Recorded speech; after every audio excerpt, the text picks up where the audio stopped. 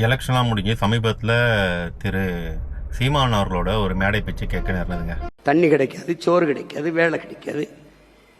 இதே வாத்தியார், இதே போக்குவரத்து தொழிலாளி, இதே மருத்துவர், இதே நர்ஸு, இதே செவிலியர்கள், இதே விவசாயி, இதே மீனவ எல்லாம் தெருவுக்கு வருவான்.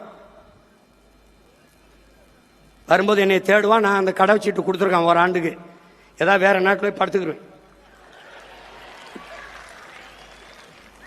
ஆமா, பேட்டி போப்பாங்க போப்பா தூரத்து. எளிதாக கிடைக்கிற எந்த பொருளுக்கும் மதிப்பு தெரியாது. அது கேட்குற போதெல்லாம் மதிச்சு பேசிட்டு இருந்தோம்ல. ஒண்ணுமே பேசாதவரை கொண்டாடுறது, பேசுறவனை துண்டாடுறது.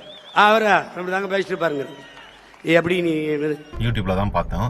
அவர் என்ன சொல்றாருன்னா, எல்லாருமே வேலை போய் நடு ரோட்டுக்கு வருவீங்க, கண்டிப்பா வருவீங்க. அதாவது சாபம் விட்டுறாரா இல்லைன்னா அவரோட ஆசையை வெளிப்படுத்துறாரான்னு தெரியல. அப்படி வரும்போது நீங்க என்ன தேடுவீங்க. சரி, ஓகே, அந்த மாதிரி ஒரு சூழ்நிலை வந்தா யாரெல்லாம் மக்களுக்காக போறாங்களோ கண்டிப்பா அவங்கள தேட தான் செய்வாங்க. ஓகேவா? அது உங்களுக்கு ப்ளஸ் பாயிண்ட் தான், இல்லைன்னு நம்ம மறுக்கல. ஆனா அதுக்கப்புறம் நீங்க ஒன்று சொன்னீங்க பார்த்தீங்களா, அங்கதான் நீங்க யாருன்றத நீங்க அம்பலப்படுத்திக்கிறீங்க. என்ன சொல்றாரு அப்படின்னு பார்த்தீங்கன்னா, அவரிடம் தரவு சீட்டு இருக்கான், அதாவது வீசா இருக்கான். எங்கன்னா வெளிநாட்டுக்கு போய் ஒரு வருஷம் படுத்து பாறான். நான் ஒரு வருஷம் நீ எதனா கத்திங்கட, நான் வரவே மாட்டேன் அப்படின்னு வரான்.